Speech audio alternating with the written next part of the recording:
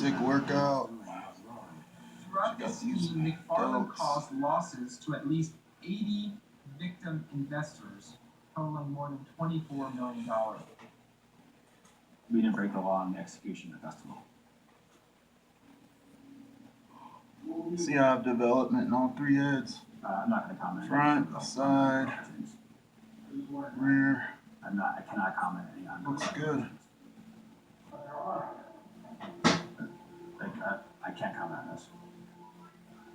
He can come on and say he didn't do it, but he's signing documents that said he did it. And ultimately, you have a guilty. Making progress for damn sure. Satisfied? No way.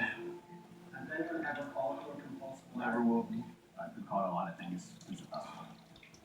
So, you don't believe you have a compulsion to augment the truth? It's like you're calling me all these crazy things, and I'm like telling you one thing that I said. It's not Every true. time, like when I look in the mirror, I'm always gonna see I'm that skinny kid, I'll sit here and wait. 11 years old, picking up that bodybuilding magazine. I'm like, I want to look like that. We So had over 10,000 paying I'm never gonna customers. be satisfied. We have 100,000 customers. This is how it is. According to former Magnesis employees, Magnesis never had more than 4,000 to 5,000 members. We spent $30 million to execute this festival. But that was not true. We had 250 houses rented. Not true.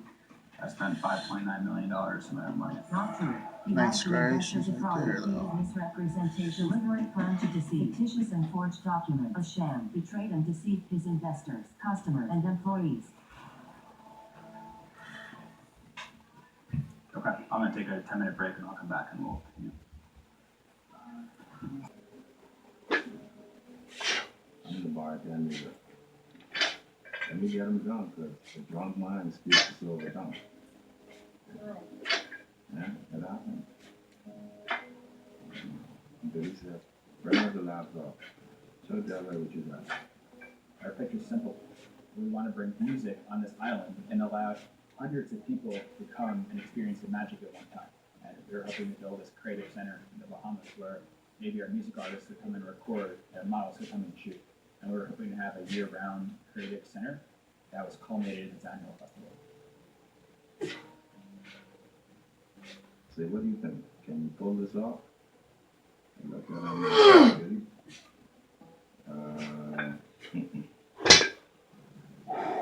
Actually just like positivity. I look at influencers as really brave people.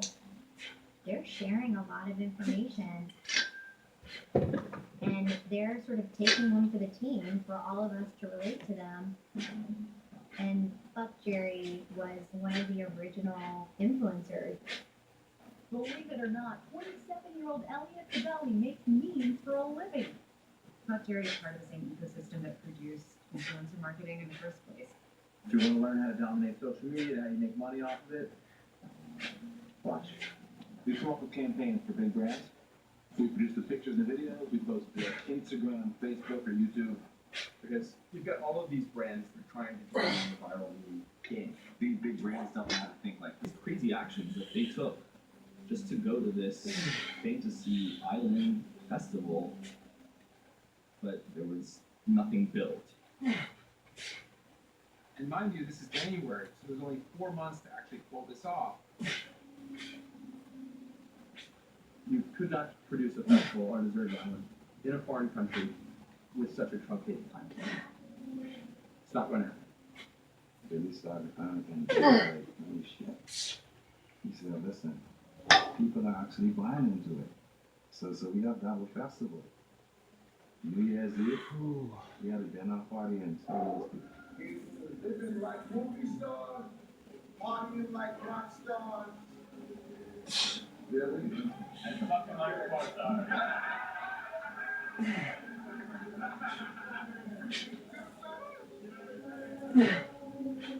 After everybody out there, I stood up. I said, okay, Jonathan, like a moment of silence. What's up? I said, okay, everybody, wine, dine, eat, drink. Who didn't fuck, got sucked. Who didn't suck, had a good fuck. Good. Now, as of tomorrow, you guys need to start making your phone calls, dealing with the festival, to get your shit to start coming in now. Everybody looked at me and they laughed. They said, "Why do I sit down, man? Then why are you so worried? You got this. You straight. You got this, man." I'm like, okay. As it turns out, Billy doesn't actually have a site for the festival. So Billy goes island shopping. You know, joint The problem is with this regatta, there's not going to be any cars, there's not going to be any hotels, it'll be difficult to host thousands of people for the festival. He's warned that he should cancel it, that it just can't come together. And we're looking when he brought this up, put him in the side, it's like, hey, yo, let's be straight up. Is this festival gonna happen? What you think? I was getting this scratch my head up. Yeah, really not gonna happen. Here's to living life like motherfucking movie stars. So John Wall did anything that was going wrong? I was in charge of the festival, and I made a decision to keep it going. I was in charge, and so it's on me. But He was there with you on the island frequently. he was on the island. We tell you, Billy, we can't do this. We need to cancel.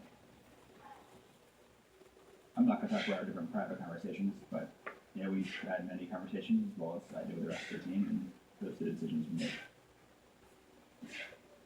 And so they didn't cancel the festival. But what happened, I said, look, you gotta trust me. It's not legitimate. Just do me this favor. Promise me that you won't write a check to this company until after the festival. And to their credit, you know, ultimately they did invest. But still, more tickets are gonna be sold. And the more money people were spending on this thing, you know, the more I felt like, hey, someone has got to stand up and say, this isn't real. And so I created the anonymous Twitter account, Fire Fraud. And I just started posting what I knew to be facts.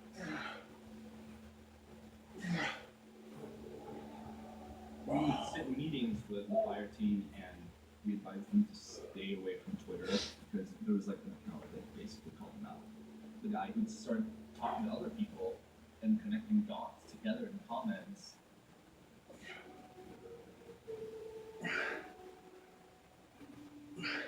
And I think everyone in the room kind of had like a little thing on their mind, like, yeah, you're right, like, how's this gonna work?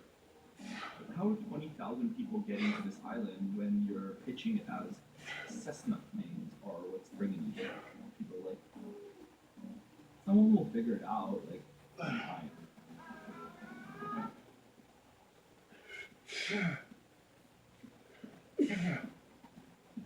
Okay, just a couple of remaining items.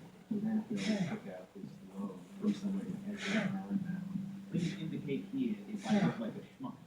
I'm gonna say that. Ezra Bernbach gives a loan for $3 million. The loan has a maximum interest rate of 120%. The interest on the loan amounted to $600,000 in 3 months. He needed to make a payment of $500,000 within 16 days. I was a big boy. I knew what I was getting into. And if I sign something that doesn't sound smart financially, it's no one made me do that. But about a week before the festival was to take place, attendees started receiving this email. The email said, this is a cashless event, and you'll be paying for the festival using a wristband. You load the wristband with money, put whatever you Stuff around and just kind of bear with them. We even joked and like bought toilet paper before we went and thought, this might end up being currency. And then while we were waiting in the airport, we saw that Blink-182 tweeted out that they were not going to play. Well, one band is backed out, but that's just one band. Everyone's going to be fine, right? I'm saying my prayers right now. Could be amazing. Could be. Alright, we are here in the private jet. It's actually worse than like really like being like low economy class. There were some people already on the island, including a couple of our friends. But our friends were redirected to another place on the island, which was one of the nicer parts. They decided that they would ship all their first fleet planes to somebody else's. Oh, jeez. Maybe we all get to burn it down again. We're all of our money here. This is not what we signed up for. The first thing I saw was, these are FEMA tents. What have I done? My child is like, this is such a disaster. But I heard that some influencers actually got villas, like mansions. Look at this picture! We actually did have a villa. We felt real bad.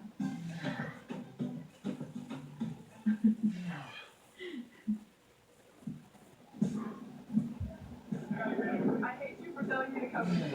I hate you.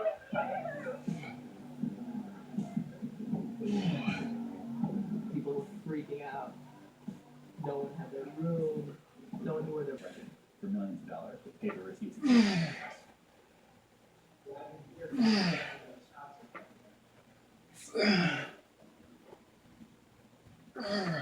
we had a box of physical keys, cars to take people there, and maps to every single house in the box of keys.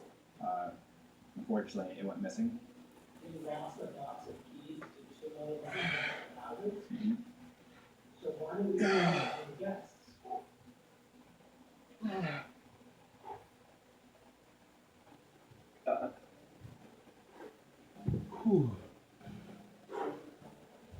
After Blink-182 dropped out, a lot of the bands just never got on the plane because they could sense it was a smoldering heat. This is like 5 or 6 hours later, we still don't have our What the fuck are we gonna do? That's when we ended up at that shipping container where they were throwing luggage out like the white glove concierge service that they promised. And instead of trying to figure out how to make it right, Billy decides that he's now a movie producer.